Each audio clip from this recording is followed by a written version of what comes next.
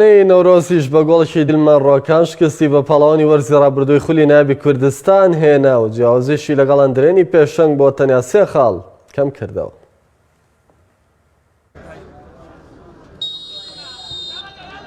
نەورۆز بردنەوەیکی نوێی لا یاریگای خۆیدا تۆمار کرد و لایەنەکانی پێشەوەی ڕزبەند بە تاوای نزیک بۆ.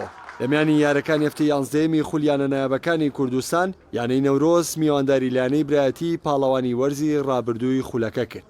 یارەکە ئاستێکی بەرزی بۆ هەردوویانە بەخۆ بینی. جێمی یەکەم نەورۆز توانی با گۆڵێک پێش بکرد کە دیلمان ڕۆکان خاوەنی گۆڵەکەی نەورۆز بوو.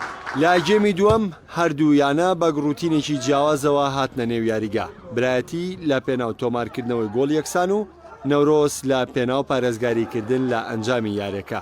هەردوویانە چەند هێرشێکیان لە جێمی دووەمدا ئاڵوگۆڕ کرد، بەڵام سەرجەم هێرشەکان بێیاکان بوون.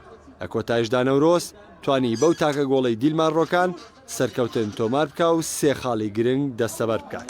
بەناوی خی گەورە سەبارەت بە یارێکە بەڕاستی ئاستی یارێکە تاڕادێکی باش دەتوانم تیبەکەمان یارێکی چاچیان کرد، ینی بەڕاستی شانی دۆڕان نەبووین، بەڵامی دی لە ئەو یاری تۆپەیە شتێکەکە غەڵەتێکی فەردیمان کرد بۆ هۆی گۆلەکە و گۆلەکەش بەڕاستی زۆر لە وەسەی گۆڕی بە حکمیەوەی فەریقەیمە زۆر بە یاریزانەکانمان لاون و باشترین سێ یاریزانی باش یاریانە دەکرد بەڕاستی تەسیراتی نەبوو و هۆکارەکەشی بە وازعی دیار بوو. ئێمە چەند فرسەتێکی ئاسانی گۆلکردنمان لەدەستدا و یارینەکردن ئەو یاریزانانە ئێمە دوانە کە لە پێشەوە بن دەتوانم بڵێم یاریان بکرد بە زۆر بە ئاسانی توانای گۆلکردنیان نەبوو. بەنای خی گەورە من ناشارمەلی و ئەو تیپەی ئێمە یەکەم جاری نیە بۆ شێوە یاریەکە، ینی مەجموعی یاریزانی گەنجی تایە، یان شتەکە زیادە گەڕان بۆ نەفسی ئێمە لەسەرەوە ئیشمان کرد کە ئێمە گۆ دوای گۆڵیش یەکەمیش یان خۆمان تەوەقعمان کرد کە لە سەرەتای دەستپێکی یاریە بتوانین گۆڵ تۆمارکەین، گۆڵیشمان تۆمارکە، بەڵام هەنێشتێ لە دەستی ئێمە دەرەچێ، یانی شتەکە بێ بە نەفسی یاریزان خۆی ئەوەی تایەکە گەڕێتە دووە. بەڕاستی توانم بڵێم هەموو فترەکانی یاریمە باش نەبووین، دەستخۆشی لە تیبی برایەتی یەکەم تیبێکی زۆر باشە، تیبێکی ڕێکخراوە، بەڕاستی یارێکی زۆر قورس بوو بە ئێمە، بەڵام گرنگ ئەوەی ئێمە ویسمە بەدەستمانەکە سێ خاڵەکەی بەڕاستی ئێمە لەسەر لە مەنافەسانی لە پێشەوەین، بۆیە خاڵ لە یاریگای خۆمانە نامانە بە فیڕۆ بچین. ناو بژوان یارەکەی والیە کرد، ینی معقول نیە لەگەڵ هەر فاولێک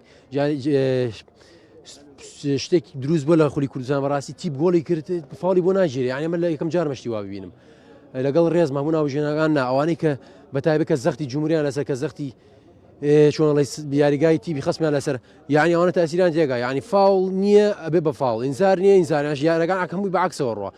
هیوادارم ئەو خاڵی کە هەیە کە باسمان کرد یەکەی تۆ بێ کوردستان تیش بخاتە سەری و چارەسەریکا بۆ نایەتی. بەم بردنەوەیشی نەورۆز کۆی خاڵەکانی بۆ 18 خاڵ بەرز کردەوە و پلەی سێمی ڕزبەندی خولەکەی قایمتر کرد. تەنها 3 خاڵیش لە هەندرێنی پێشەنگی ڕزبەندیەوە دوورە، یانەی برایەتیش کۆی خاڵەکانی لە 13 خاڵدا وەستاوەتەوە.